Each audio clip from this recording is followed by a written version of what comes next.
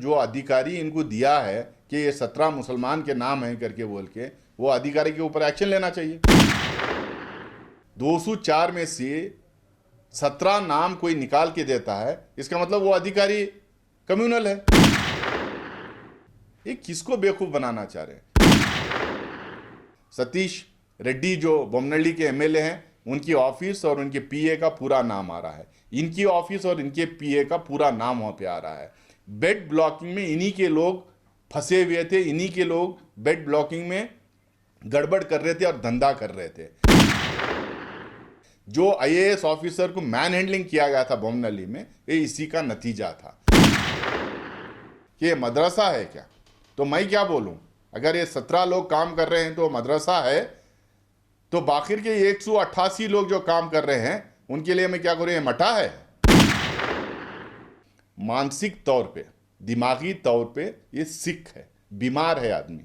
Get well Surya, it's high time.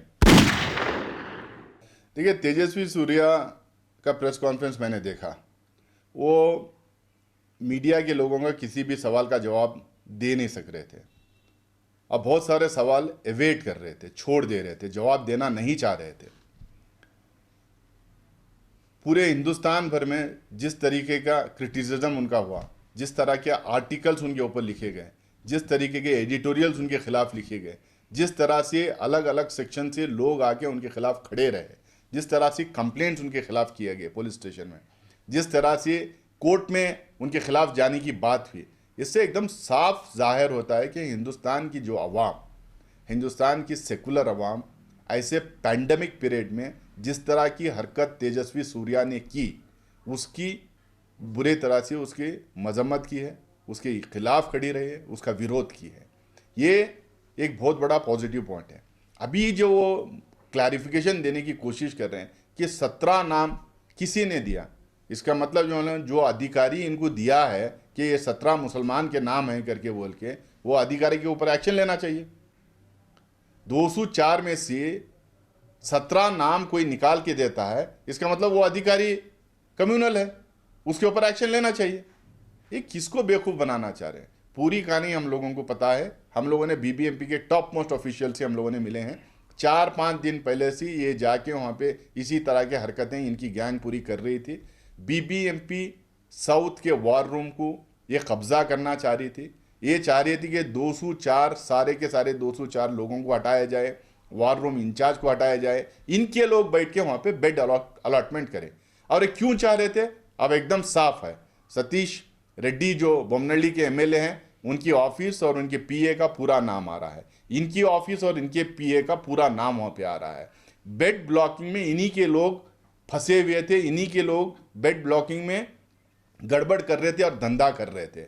जो IAS officer को man handling किया गया था बोमनल्ली में, ये इसी का नतीजा था। सो एकदम साफ है कि इसको एक धंधा बनाना चाह रहे थे। जब वहाँ के ऑफिसर्स इसको रेसिस्ट किए, जब मना किए, जब बोले कि हम 204 लोगों में किसी को हटाएंगे नहीं, जब ये जाके उनको लगा कि कुछ मुस्लिम यहाँ पे काम कर रहे हैं, वहाँ का वार रूम का हेड जो है एक डॉक्टर मुसलमान है, उन्होंने इनको टारगेट किया। पहले ही वो इनके लोग जाके वो नाम वहाँ से निकाल के लाए, लिस्ट बनाई गई, वो लिस्ट ऑफिसर को दिया गया उनको हटाने के लिए। बाद में ये जाके जिस दिन हंगामा किए, उस दिन 17 नाम ये खुद पढ़े और उनके साथ में रहने वाले कहते हैं मद्रसा अपॉइंट कॉर्पोरेशन मद्रसा अपॉइंट कॉर्पोरेशन कि ये मदरसा है क्या?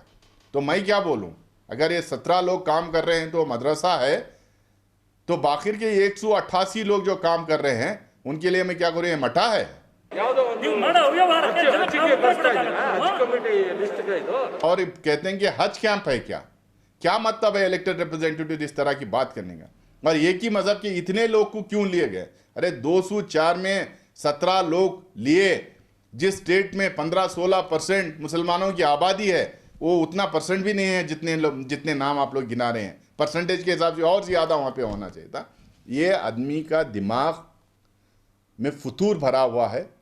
ये कम्युनल वायरस है हमारी सोसाइटी के लिए।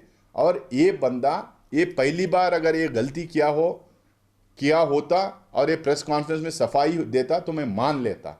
पंचर वाला किसने किया वो बोल देंगे ये उसने भी ये नहीं किया। अरब औरतों के बारे में किसने ट्वीट किया, वो बोल दिए इसने नहीं किया। किसने कहा कि शाहीन बाग में इसी तरह प्रोटेस्ट चलता रहा तो मुग़लों की रियासत यहाँ पे हो जाएगी, मुग़लों की सल्तनत फिर से शुरू हो जाएगी, मुग़ल आने लगेंगे यहाँ पे।